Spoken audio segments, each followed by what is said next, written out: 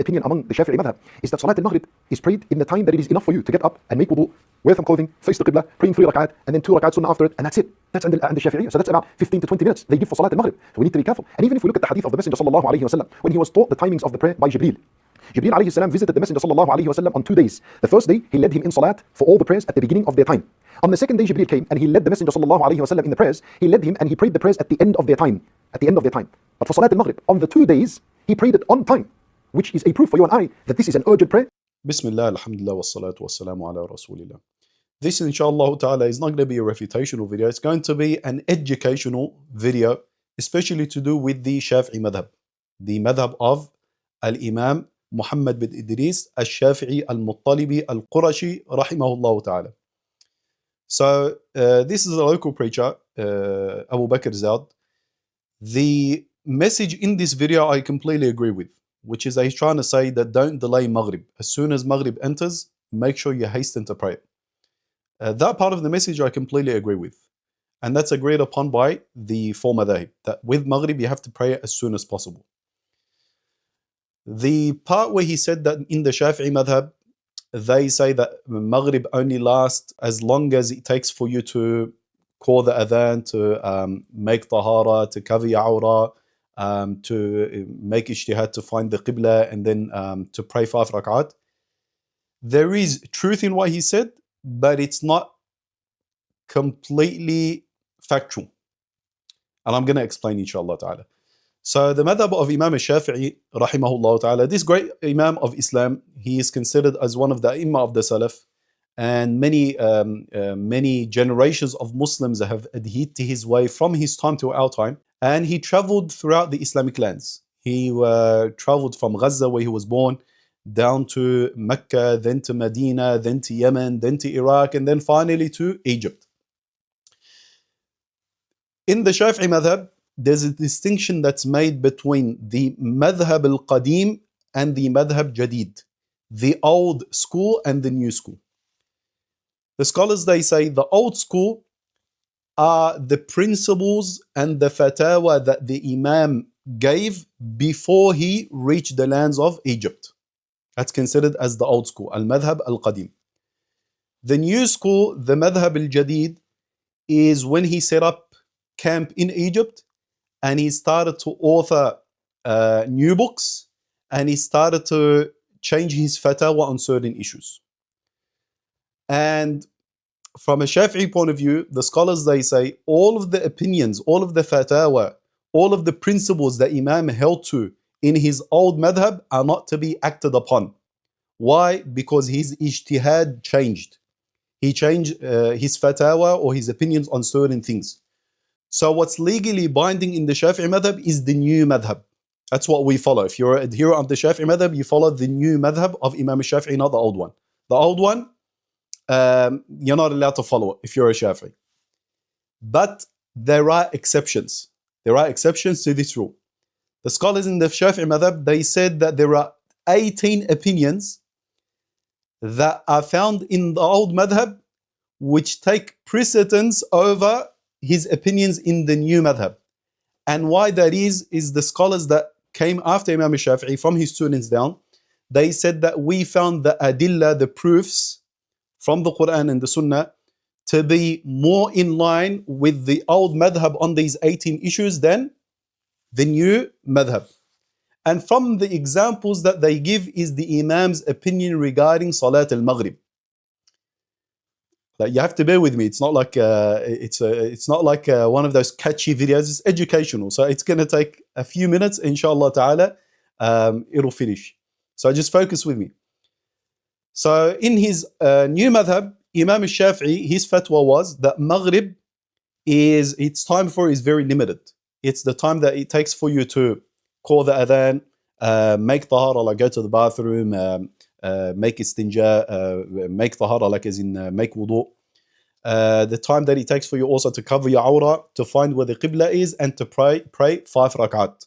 Okay? He says after that, the Maghrib time comes to an end. And his justification for this fatwa is a narration that's found in the works of hadith, in particular Imam al-Tirmidhi's work and Imam Abu Dawud. What happened in this hadith is Jibril alayhi salatu wasalam comes to the Prophet alayhi salatu wasalam on 2 days. The first day he teaches him when each prayer enters. So he came to him at the beginning of the day, yani when dawn breaks, and he said to him, now is Fajr time. He came to him at Dhuhr time, at the beginning of Dhuhr time, when the sun is directly in the middle of the sky and moves slightly towards its sunset, and he said, now it's Dhuhr. And then Asr time, when the shadow of an object is the same length of an object, excluding the shadow that's present at the time of zenith. Maghrib, when the sun sets. Isha, when the redness in the sky disappears. The second day, he came to him and he showed him when the salah, or when each salah ends. So he came to him Fajr time again, but this time he came to him when the sun was about to rise. He said, now pray Fajr.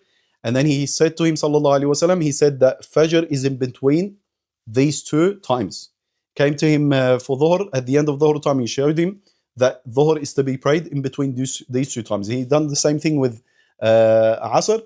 But with Maghrib, he came to him, as the narration it mentions, that he came to him at the same time as the first day, which is the time when the people break their fast, yani when the sun sets. And then with Isha, he came to him at the end of the night.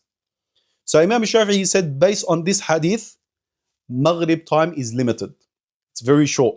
Got about 20-25 minutes max. Okay. But Imam Shafi'i, in his new madhab, he also compiled works in his new madhab. From the most famous of his works is Al-Risala in Usul al-Fiqh, and his famous work And he has other works that his students compiled, like his actual fatwa. So in his new works that he authored in Egypt, he made a statement. He made a conditional statement. He said that if the hadith regarding the Shafaq al-Ahmar, regarding the redness in the sky, is authentic, then I take by it.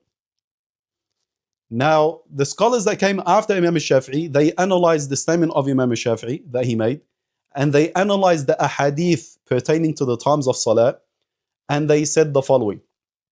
They said that the conditional statement that Imam Shafi'i made in his new works, we find the adillah for it, the proofs for it, are more authentic than the hadith that's found in Imam al-Tirmidhi and Abu Dawud. These ahadith, there's a multitude of them that are found in the works of the muhaddithin. From among them is Sahih Muslim.